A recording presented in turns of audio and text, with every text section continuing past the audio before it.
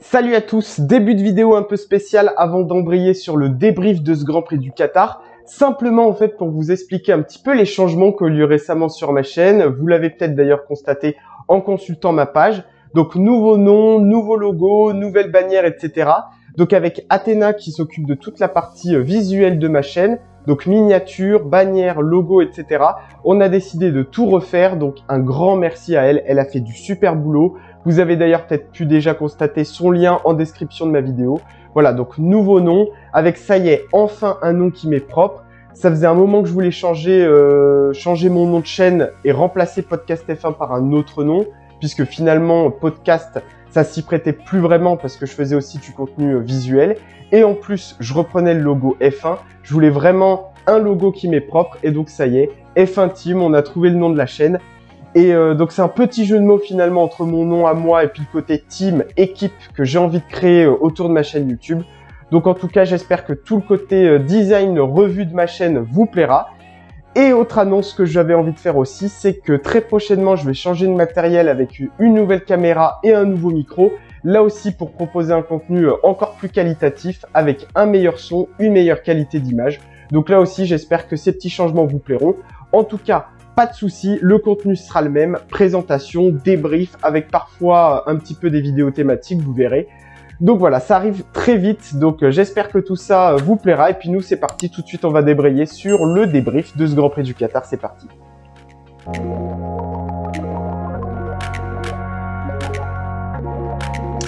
Eh bien, contre toute attente, quelle course que ce Grand Prix du Qatar! On a eu quand même pas mal de spectacles sur cette course, avec beaucoup de dépassements. Des remontées, avec Pérez qui partait 11e et qui a proposé une belle bataille. Bottas aussi, pour revenir après son mauvais départ. Et Carlos Sainz qui s'est montré plutôt rugueux en piste. Mais revenons sur le début de course. Très bon départ des Alpines qui étaient en feu sur ce Grand Prix. Et un magnifique résultat d'ensemble pour l'équipe française. Mais c'était pas facile, on l'a vu, notamment sur la gestion des pneus. La preuve, 3 pilotes en ont fait les frais. Les deux Williams de Russell et Latifi et surtout Bottas avec la Mercedes. Le Finlandais en difficulté dès le début de course après un mauvais départ qui remontait doucement, a crevé et a dû effectuer toute la fin de son tour sur 3 roues pour amener sa voiture au stand. D'ailleurs, il repartait par la suite très loin dans le peloton, hors des points et a préféré abandonner. Évidemment, ça a joué les faveurs de Red Bull qui au constructeur marque 2 gros points. Devant, Hamilton mène un bon rythme et signe tranquillement sa 102e victoire sans avoir été réellement inquiété.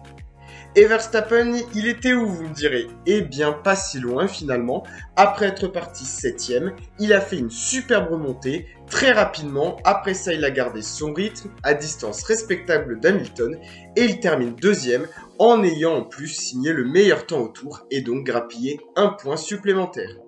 Évidemment, à souligner Alonso qui a été incroyable et qui signe son premier podium depuis 7 ans et le Grand Prix de Hongrie 2014 avec une joie qui fait évidemment plaisir à voir.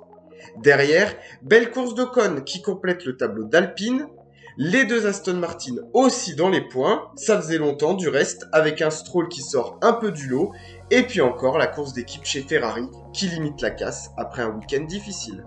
Allez, on passe au top et au flop. Qui a bu le bouillon ou au contraire qui a tiré son épingle du jeu?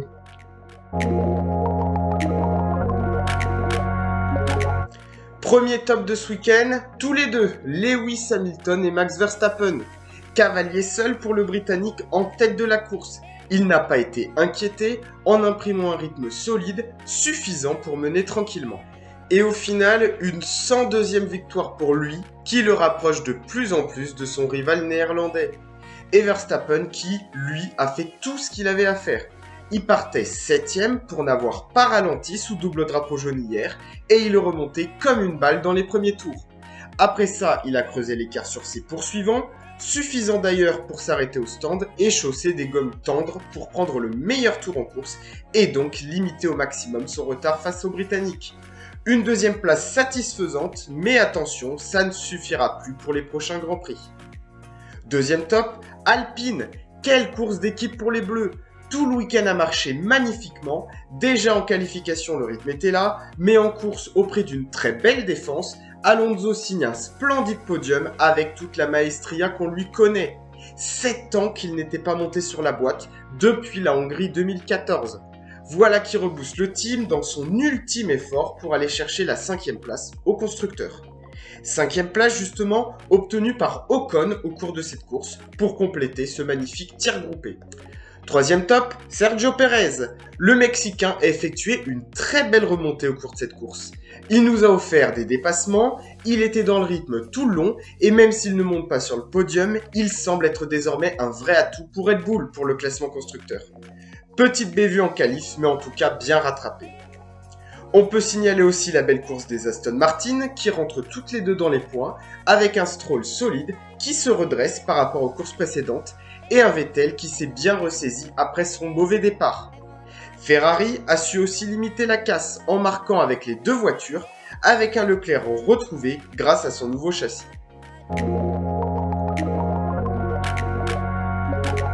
Premier de ce flop, Valtteri Bottas. Il partait 6e après avoir ignoré les drapeaux jaunes en Q3 et nous a offert un départ calamiteux. 11e dans les premiers tours, il peinait davantage que Pérez pour remonter et a eu du mal en début de course à s'extirper du peloton. Après ça, il s'en sortait mieux et pouvait jouer les gros points, mais c'était sans compter sa malchance légendaire qui ne le quitte pas et c'est un abandon après une crevaison qui viendra solder son week-end. Coup dur pour le Finlandais. Deuxième flop, AlphaTauri. Première ligne pour Pierre Gasly après une superbe qualif et grâce aux pénalités de ses adversaires. Il a été incapable de confirmer en course. De son propre aveu au micro de Canal+, il avait tout simplement aucun rythme. Une 11e place à la clé et un bilan amer après le prometteur début de week-end. Même constat pour Tsunoda qui partait dans le top 10 et qui a été incapable de s'y maintenir jusqu'à la fin de la course. En plus de cela, leurs rivales au championnat que sont les deux Alpines font carton plein et les monoplaces encaissent un 25-0 ce dimanche. Ça complique désormais largement la donne. Troisième flop, McLaren. Côté Norris, ça partait bien. 4e sur la grille, mais un peu à l'image des AlphaTauri, ça s'est très nettement dégradé ensuite. Et il termine 9e et ramène 2 points qui le consoleront à peine. Et que dire de Daniel Ricciardo? C'était un week-end anonyme pour l'Australien.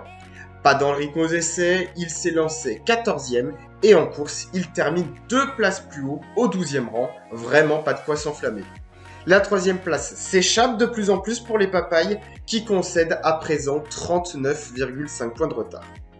On peut aussi remarquer des Alfa Romeo bien ternes qui partaient loin après avoir été toutes les deux éliminées en Q1 et des Williams victimes de crevaison qui de toute façon ne brillaient pas plus.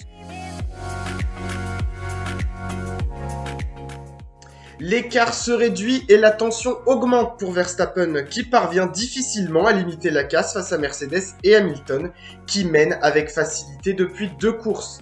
Attention car pour rappel à Losail, Hamilton n'utilisait pas son bloc moteur du Brésil mais bien un ancien moteur qui était en plus moins performant. Ferrari s'en sort bien et gagne encore du terrain face aux McLaren qui déçoivent en cette fin de saison. Alpine réussit un splendide coup en prenant 25 points aux AlphaTauri après un week-end très maîtrisé et un rythme retrouvé.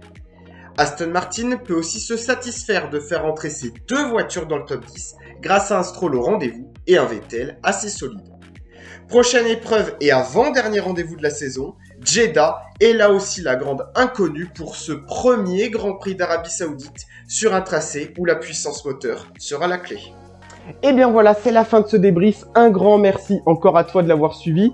Quant à nous, on se retrouve très vite. Ce sera pour la présentation du Grand Prix d'Arabie Saoudite, le premier du nom, sur le circuit de Jeddah. Et puis d'ici là, évidemment, si tu as aimé cette vidéo, pouce bleu et abonnement, je compte sur toi. Et nous, on se dit à très vite sur ma chaîne. À bientôt.